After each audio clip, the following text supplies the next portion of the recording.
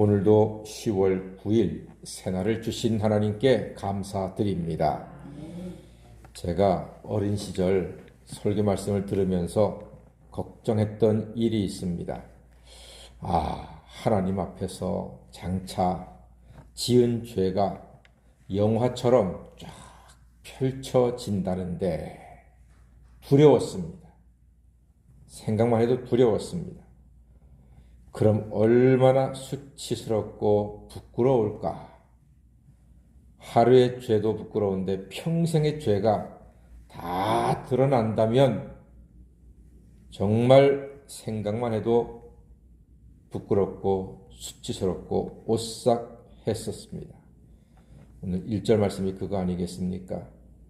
내가 이스라엘을 치료하려 할 때에 에브라임의 죄와 사마리아의 악이 드러나도다. 드러난단 말입니다.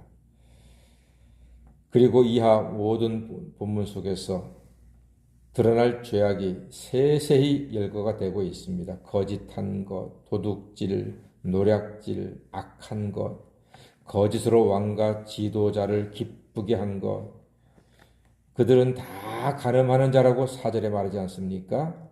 4절 보니까 그들은 다 간음하는 자라 과자 만드는 자에 의해 달궈진 화덕과 같도다.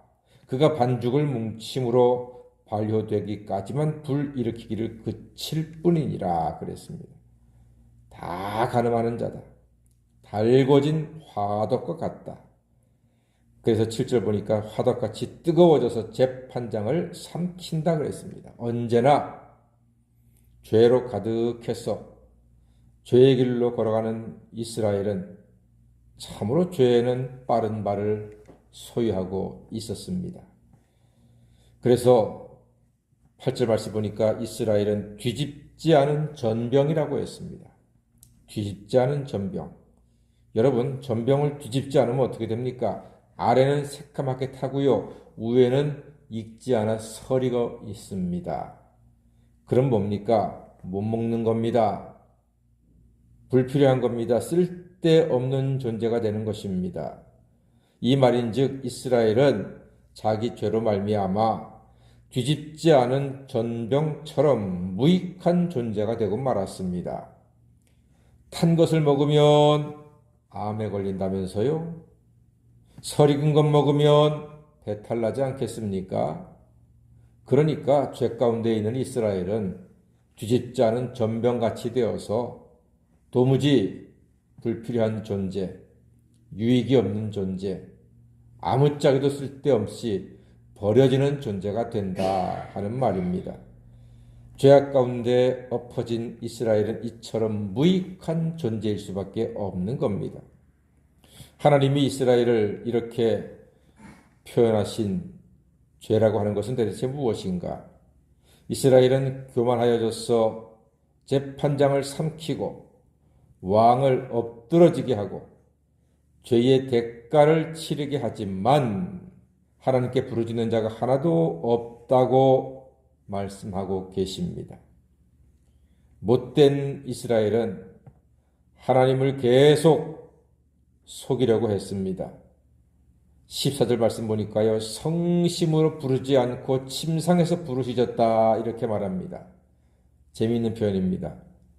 성심으로 부르지 않고 침상에서 부르짖었다. 즉 침상에서 대충 간절함이 없이 기도했다는 말입니다. 여러분, 만약에 정말로 간절하면 바닥에서 꿀나요? 침대에 꿀나요? 정말로 간절하면 바닥으로 내려갑니다. 침대에서 그 푹신푹신한 데서 편안하게 누워도 되는 것 같은 그 장소에서 기도했다는 것은 간절함이 없었단 말입니다. 여러분, 정말로 간절하잖아요? 그럼 침대에서 못 꿇어요. 바닥으로 내려가서 꿇게 되어 있습니다. 오늘 성심으로 부르지 않고 침상에서 부르짖었다. 너 간절하지 않구나. 너 정말 급하지 않구나.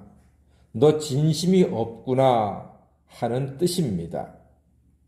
그리고 이스라엘은 곡식과 포도주로 인해서 모였다 이렇게 말씀하지 않습니까? 이스라엘이 곡식과 포도주로 인해서 모였대요. 즉 하나님을 경외하지 않고 참되게 예배하지 않고 곡식과 포도주를 얻기 위해서 자기 유익과 자기 주머니와 자기 소유를 채우기 위해서 하나님께 나왔다는 것입니다. 하나님은 이런 태도를 기쁘게 받지 않으십니다. 죄로 여기신다는 말입니다. 그리고 이스라엘의 죄가 15절에 연결돼서 보니까 팔을 연습시켜 힘있게 했더니 하나님께 대하여 악을 행했다 하는 말입니다. 하나님께서 운동을 시켜 주었더니 그래서 팔이 튼튼하고 다리도 튼튼하고 허리도 튼튼하게 건강하게 했더니 그 건강과 힘을 가지고 하나님께 예배하고 경외하고 선하고 착한 일에 쓴 것이 아니라 하나님을 벗어나서 우상을 섬기고 악을 행하는 일에 썼다는 말입니다. 그러니까 하나님이 건강도 주시고 재물도 주시고 시간도 주셨는데 우상 숭배에 써버리는 이스라엘의 죄악을 지적하고 계신 것입니다. 우리도 조심해야 되겠죠. 사람들이 이렇게 얘기합니다. 목사님, 건강하면 교회 일하고 예배드리겠습니다.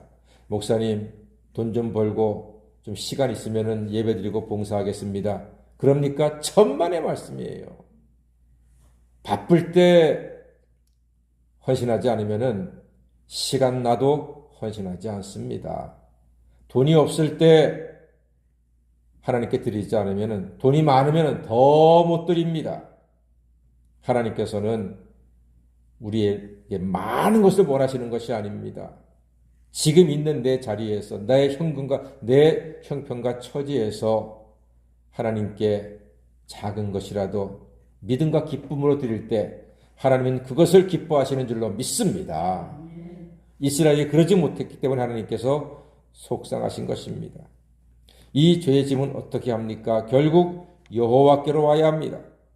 그냥 있으면 세상 조롱거리가 되고 말 것입니다. 하나님은 낫게 하시고 싸매어 주시고 일으켜 주시는 분이십니다. 왜요? 하나님은 아버지이시기 때문입니다. 부모는 자식이 잘못을 반복해도 다시 자녀가 와서 잘못했습니다. 안 그러겠습니다. 하면은 또 용서해 줍니다. 왜요? 자식이니까 그런 거예요. 하나님 앞에 그 은혜의 보좌 앞에 담대히 나오십시오. 우리는 예수로 말미암아 하나님의 자녀가 되었습니다. 여러분, 죄로 죽기보다 회개치 않아서 하나님 앞에 오지 않아서 죽는 거예요. 죄는 회개하면 됩니다.